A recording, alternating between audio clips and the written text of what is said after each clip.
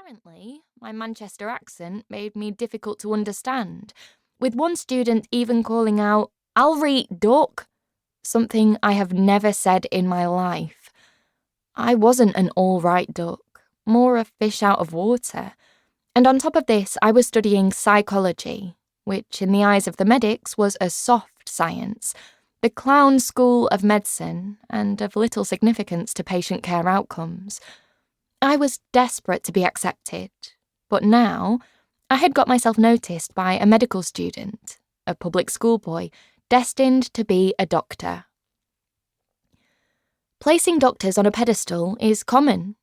The distance makes it acceptable for them to put their hands on our chests and cut into our flesh.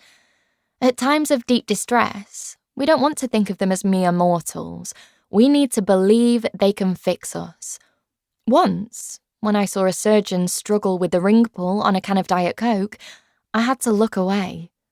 The deification worked both ways, with constant deference towards the junior medics fueling their confidence. Steve's self-assurance was magnetically attractive to me, and we soon became a couple. During our first year together, Steve's parents separated, and we spent long nights sitting up in my student digs, talking things through over and over.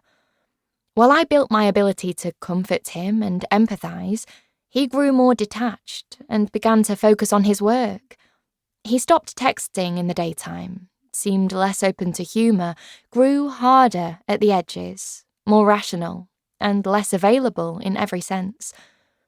Over time, I accommodated these changes. My identity became bonded with his, and I began to hold his victories as my own. In my vision of our future, never far from my thoughts, his career took priority, and my own took a back seat. After graduating, I moved back to live at my parents' house. Sleeping in my childhood bedroom, with its pink colour scheme and a line of toys along the bed, I told myself this was for 2 years only, while I waited for Steve to finish his degree, and then we could move in together. To earn some money, I got a job as a care assistant on a psychiatric ward, supporting a psychologist called Dr. Macmillan and her 18 male patients who all had frontal lobe damage. One of the patients, Adam, was 6'6" tall, with treatment-resistant schizophrenia. He was experiencing regular delusions, sometimes thinking he was Pegasus. He arrived on the ward after throwing himself from the top of a 2-story car park, believing he would fly. The fall broke Adam's arms so badly they had to be pinned back into place, stuck out in front of him and bent at the elbow, giving him the look of a T-Rex. Periodically, Adam would run at the concrete pillar in the middle of the ward and, when appropriate, we needed to physically restrain him to keep him safe.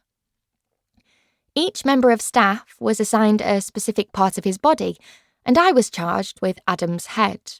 But I was swiftly discharged when he simply lifted his head into the air, and with it, my whole body, making his way to the pillar unfazed.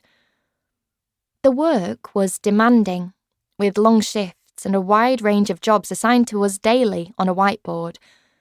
One morning, the instruction next to my name read simply, "Find out who did the poo." And it was this humour, along with the kindness and camaraderie, that helped us cope. I started to get the feeling I was in the right place, but I was too intimidated to see myself as anything other than a junior.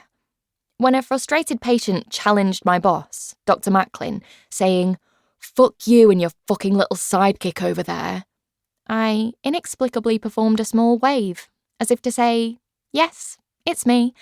I'm the fucking little sidekick." High alert. At long last, Steve graduated, and we put a deposit on a rental flat in a small market town on the outskirts of Manchester. It would be a reasonable commute to his first hospital job, and easy for me to catch the train to London, where I had finally found a part-time post as a trainee psychologist in a hospital. As the move-in date approached, my future looked secure. Then suddenly, Steve stopped texting. Before we form any conscious